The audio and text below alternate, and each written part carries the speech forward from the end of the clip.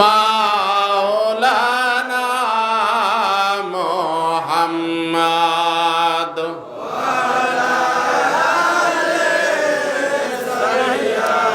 দেনা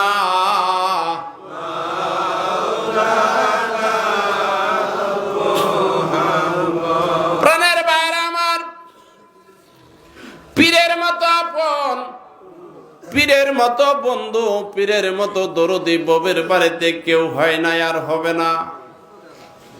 যে পীরের কদম ধরে নাই সে কখনো বুঝতে পারবে না পীর কি জিনিস। দূর থেকে বোঝা যায় না রে বাবার সাগরে কতটুকু পানি আছে, বোঝা যায়। বন্যার ভিতরে যখন আপনি পানি মাপতে যাবেন, নদী নালা খালবিল সবকিছু সমান দেখা যাবে। পৃথিবীতে যত মানুষ আছে প্রায় 750 কোটি মানুষ, প্রায় সবই 2টা হাত 2টা পা, এরকম সবই তো মানুষ। কিন্তু এমন কিছু মানুষ আছে, কতগুলো মানুষ আছে তারা চক্ষু বন্ধ করলে মাওলার দরবার পর্যন্ত দেখতে পারে। চিৎকার দিয়ে বলেন সুবহানাল্লাহ। কি বলেন ঠিক কিনা? পৃথিবীতে কিছু মানুষ আছে রে বাবা, আমাদের চক্ষু হলো 2টা, আমাদের চক্ষু হইল 2টা চর্মচক্ষু, মানুষের চক্ষু হইল 4টা, 2টি অন্তরচক্ষু, 2টা হলো চর্মচক্ষু। গাউসুল আজম খাজা বাবা আল্লামা এনায়েতপুরী রহমাতুল্লাহ আলাইহি, এনায়েতপুরীর জীবনী যদি আলোচনা করা হয়, গাউসুল আজম খাজা বাবা আল্লামা এনায়েতপুরী রহমাতুল্লাহ আলাইহির জীবনে যদি আলোচনা করা হয়, জীবনে কোনোদিন খাজা বাবা বলে নাই আমি পীর হয়েছি, জীবনে কোনোদিন বলে নাই আমি আলেম হয়েছি, জীবনে কোনোদিন বলে নাই আমি মানুষকে আল্লাহ রাসূলের শিক্ষা দিতেছি। একটা কথা মনে রাখবেন বাবা, খাজা বাবা এনায়েতপুরী রহমাতুল্লাহ আলাইহির দরবার শরীফে গেলে উনি সব সময় বলতেন, এটা আমার পীর হযরত ওয়াজেদ আলী মেহেদি বাগী রহমাতুল্লাহ আলাইহি দয়া করেছে। ঠিক কিনা? বাবা লাগাইছ প্রেমের ডোরে মুর্শিদ চান মুরিদের কান্ডারি, বাবা লাগাইছ প্রেমের ডোরে মুর্শিদ চান মুরিদের কান্ডারি। প্রাণের মিয়া ভাইরা আমার, লাইলি মজনু, লাইলির গায়ে যখন বেত্রাঘাত করা হয়েছে, মজনুর পিঠ ফুলে গেছে।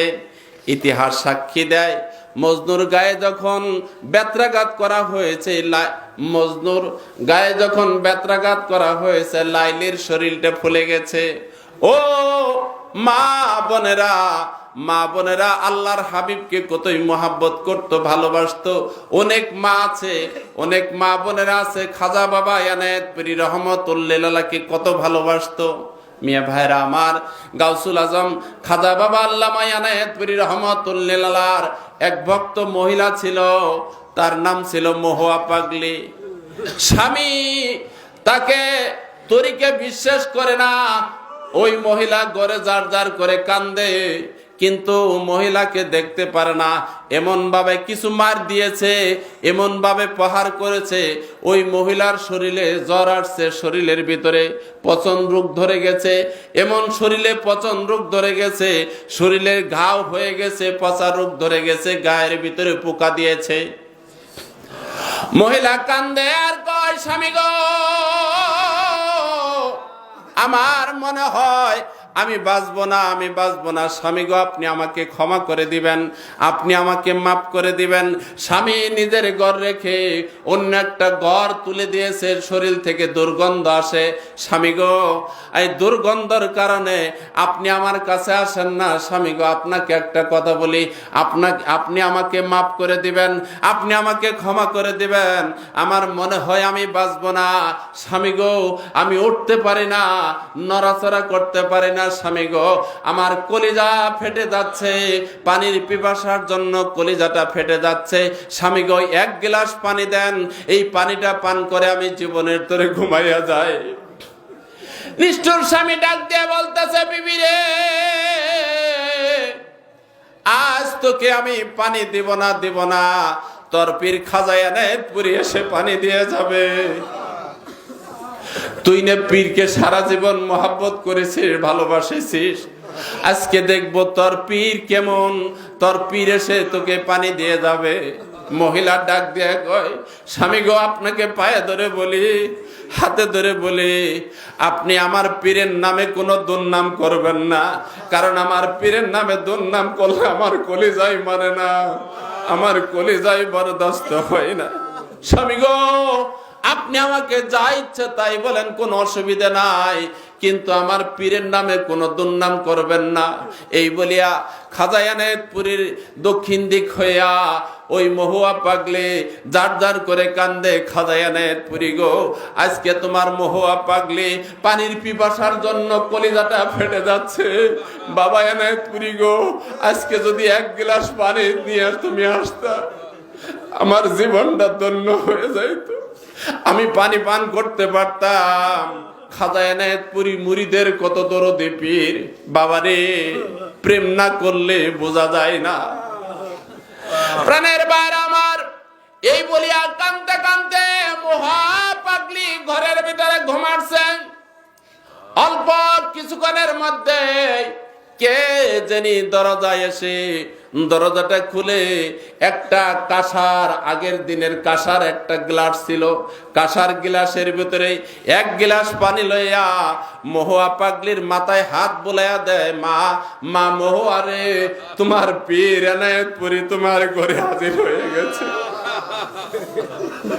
মহুয়া পাগলি ঘুম ভেঙে যায়, তাকায়া দেখে তার আপন মুর্শিদ দাঁড়ায় আছে।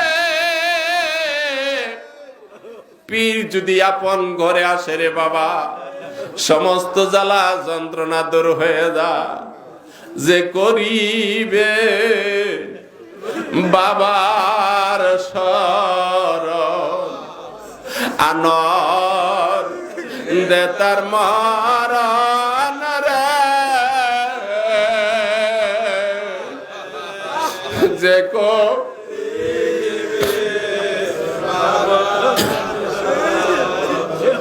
বাবাকে করিলে শরণ, বাবা জালা দূর হয় তখন, হৃদয় মাঝে শান্তির আসে বাবা মোদের মহা যে করিবে বাবার। মহুয়া পাগলি তাকায় দেখে খাজা এনায়েতপুরী তার ঘরের মধ্যে হাজির হয়ে গেছে। মা মহুয়া, এই যে পানি নিয়ে আসছে, তোমার পীর এনায়েতপুরী তোমার কাছে হাজির হয়ে গেছে। মহুয়া পাগলিকে ডাক দিয়ে বললেন, মা মহুয়া রে, এক চামচ পানি খায় নাও, আর পানিগুলো শরীরে মাখায় দাও, আল্লাহ পাক তোমাকে সুস্থতা দান করে দিবে। মহুয়া পাগলি পানি পান করবেন, এমন সময় স্বামী দূর থেকে দেখতে পারে এমন একজন মহাপুরুষ, কে জেনে পাঞ্জাবি পায়জামা টুপি পরনাওয়ালা এক ব্যক্তি মহুয়া পাগলির ঘরের ভিতরে ঢুকলো। দৌড়াইয়া যায়, দেখি ঘরের ভিতরে কোনো লোক নাই। মহুয়া পাগলিকে জিজ্ঞাসা করে, এ মহুয়া, তোর ঘরের মধ্যে কে জেনে আসলো? মহুয়া পাগলি ডাক দিয়ে কয়, স্বামী গো, কিছুক্ষণ আগে আপনি না বলেছেন তোর পীর এসে এনায়েতপুরী এসে পানি দিয়ে যাবে? ওই যে কাঁসার গ্লাসটা দেখেন, আমার পীর এনায়েতপুরী খাজা বাবা এনায়েতপুরী আমার ঘরে আসছিলেন, আমাকে সে পানি পান করে গেলেন। আল্লাহ পাক আমাকে সুস্থ করে দিবে, আমার কোনো চিন্তা নাই, আমি সুস্থ হয়ে গেছি, আমি ভালো হয়ে গেছি, আমার কোনো চিন্তা নাই। খাজা এনায়েতপুরী আসছিলেন। আল্লাহ ইয়া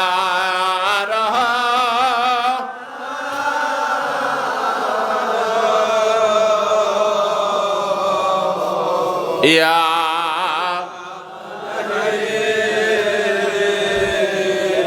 এমি আল্লাহ ইয়া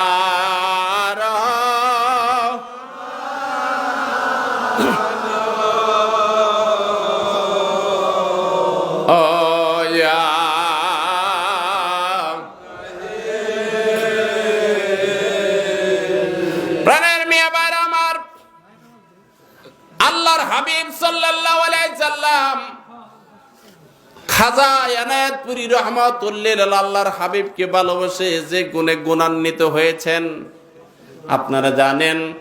খাজা বাবা এনায়েতপুরী রহমাতুল্লাহ আলাইহির একটা বাণী আছে, বাবা প্রত্যেক দমে দমে আল্লাহকে স্মরণ করো তবেই ত্রাণ ও কল্যাণ। আছে কি নাই? কি বলেন, আছে কি নাই? প্রত্যেক দমে দমে আল্লাহকে স্মরণ করো তবেই ত্রাণ ও কল্যাণ। বাবা ইশকের পাগল হইলে পরে ওই মানুষটা বুঝতে পারে আরেকজন মানুষের কালবের ভিতরে কি খেলা খেলতেছে। বাবারে দুনিয়ার মানুষ চোখ দিয়ে কেচুর গলে দেখে, চোখে ময়লা আছে দেখে রে বাবা, কিন্তু কেউ কোনোদিন একটা কালবের ভিতরে জিকির জারি হবে এই পদ্ধতিটা আপনাকে আমাকে শেখায় দেয় নাই। এই পদ্ধতিটা শেখায় দিয়েছেন গাউসুল আজম খাজা বাবা আল্লামা এনায়েতপুরী রহমাতুল্লাহ আলাইহি। চিৎকার দিয়ে বলেন সুবহানাল্লাহ। ঠিক কিনা? খাজা বাবা এনায়েতপুরী রহমাতুল্লাহ আলাইহির রাখাল ভাইরা কবরের ভিতরে কি হয় এই খবরটা, এই নিউজটা দিতে পারে। একটা মানুষের কালবের ভিতরে কি খেলা খেলতেছে এই খবরটা দিতে পারে। পানের ভাইরা আমার, নবী পাক সাল্লাল্লাহু আলাইহি সাল্লাম বর্তমান যুগের উলামায়ে কেরাম, কিছু উলামায়ে কেরাম আপনাদের আমাদের মাঝে ওয়াজ করে বেড়ায় নবীজি গায়েব জানে না। ঠিক কিনা? ও ভাইরা আমার, নবী পাক সাল্লাল্লাহু আলাইহি সাল্লাম তো দূরের কথা, সাহাবী আজমাইন তো দূরের কথা, তাবেইন তো দূরের কথা, যারা নবী পাক সাল্লাল্লাহু আলাইহি সাল্লামকে ভালোবাসে আল্লাহর ওলিগণ ইলমে বেলায়েতের খবর, ইলমে বেলায়েতের খবর, মারিফতের খবর আপনাকে আমাকে দিতে পারে। বাবা কয়দিন পরে আপনি অমুক জায়গায় যাবেন এটা বলে দিতে পারে কি পারে না? মেয়ে ভাইরা আমার, যার দরবারে আমরা এখানে বসেছি মনে দুঃখ লাগে, বলতে পারি না অনেকগুলো কথা, মনের ভিতরে কষ্ট লাগে রে বাবা। বন্ধুর সঙ্গে বন্ধু যখন শত্রুতা করে পৃথিবীর দুঃখ রাখার জায়গা থাকে না। ঠিক কিনা? বন্ধুর যদি শত্রুতা করে, বন্ধুর যদি গীবত করে দুঃখ রাখার জায়গা থাকে না। মেয়ে ভাইরা আমার, আমি গুনাহগার, এই ভগবানের জমিনে প্রায় 36 বছর ধরে আসি, 35-36 বছর ধরে আসি। তখন দুইটা নদী ছিল, রশিদপুরের নদী আর ভাবকির একটা নদী ছিল। মেয়ে ভাইরা আমার, আমাদের বাড়িতে আমাদের শিক্ষাগুরু তৈবলি ফকির সাহেব উনি মাঝে মাঝে যাইতেন এবং বছরে একবার তিনি যাইতেন কয়েকজন জাকের ভাইদেরকে নিয়ে। সুরাপ মাতাব্বর সাহেব আমার ভগ্নিপতি, উনি সঙ্গে নিয়ে যাইতেন। মেয়ে ভাইরা আমার, যেই গ্রামে কোনো মানুষ তরিকতের ছিল না, আমার একজন ভাই আছে আব্দুর রশিদ মন্ডল সাহেব, উনি আমার শিক্ষাগুরুর কাছে মাঝে মাঝে আসতেন, ওনার কাছেও যাইতেন। নেওয়াজ ব্যাপারী নামে একটা লোক ছিল, নেওয়াজ পালগা নামে একটা লোক ছিল, উনি আমার শিক্ষাগুরুর কাছে আসতেন। উনি ইন্তিকাল করেছেন। মেয়ে ভাইরা আমার, বাপকির কদ্দুস ভাই আছে, কর্তার সঙ্গে আমার শিক্ষাগুরুর সঙ্গে ওনার অনেকটা হট কালেকশন, অনেক ভালোবাসা, অনেক প্রেম ছিল। কদ্দুস ভাইয়ের বাড়িতে মিলাদ মাহফিল করতে গেছে, মিলাদ মাহফিল করে রাতে প্রায় 2টা বাজে 1টা বাজে তখন কদ্দুস ভাইয়ের বাড়ি থেকে বিদায় নিয়েছে। বিদায় নেওয়ার পরে চলে আসছে। ওই সময় কর্তা এলাকায় শুধু চলে আসবে এই ভগবতের জমিনে। মেয়ে ভাইরা আমার, তখনকার আমলে রশিদপুর এবং মধ্যেশ্বরের মাঝখানে জায়গাটা তেমন একটা ভালো ছিল না, অনেক চোর ডাকাতি হইতো, মানুষ অনেক ভয় পাইতো। রশিদপুরের ভাবকির নদীটা পার হওয়ার পরে এই নদীর পারে যখন তিনি একা একাই আসছেন, ওই নদীটা ভাবকির নদী কোন রকম পার করে দিয়েছে। রশিদপুরের নদী তখন খুব তরঙ্গ নদী, খুব স্রোত। এমন সময় কোনো নৌকা নাই, এখন মাঝি মোয়াল্লা নাই। উনি মনে মনে বলতেছে, আমি তো ভয় পাইতেছি, কেউ আইসে যদি আমাকে ডাকাতে ধরে আমি তো কি জবাব দেব, কি বলবো। রাত্রি প্রায় 2টা বাজে, কিন্তু আমার পীর খাজা এনায়েতপুরী আছে, এনায়েতপুরী যদি আমার সঙ্গে থাকে আমার কোনো ভয় নাই। খাজা বাবা আল্লামা এনায়েতপুরী রহমাতুল্লাহ আলাইহি কেমন দরদি পীর, উনি তখন দক্ষিণ দিক হইয়া তিনার ঘাড়ে একটা গামছা থাকতো, গামছাটা বিছাইয়া খাজা এনায়েতপুরীর দিক হইয়া দক্ষিণ দিক হইয়া খাজা বাবা বলে ডাক দিয়েছেন, বাবা এনায়েতপুরী, আমি এই নদী কেমনে পার হব? আমার তো পারাপারের কোনো মানুষ নাই, কোনো নৌকা নাই, কোনো কিছুই নাই। তুমি এত বড় পীর থাকতে আমি চিন্তা করতে পারবো না, বাবা এনায়েতপুরী তুমি এসে পার করে দিয়ে যাবা। বাবা লাগাইছ প্রেমের ডোরে, মুর্শিদ সানমো বাবা লাগাইছ প্রেমের মুর্শিদ চানমো হৃদের কান্ডারি, যমুনারে পশ্চিম পারে খাজা বাবার বারে, মুর্শিদ সানমো হৃদের কান্ডারি, বাবা লাগাইছ প্রেমের ডোরে, মুর্শিদ সানমো হৃদের কান্ডারি।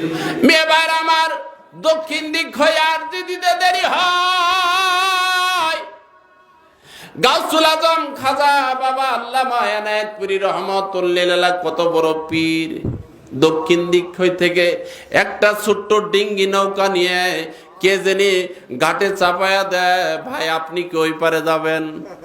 আপনি কি রশিদপুর যাবেন? আপনি কি ওই পারে যাবেন?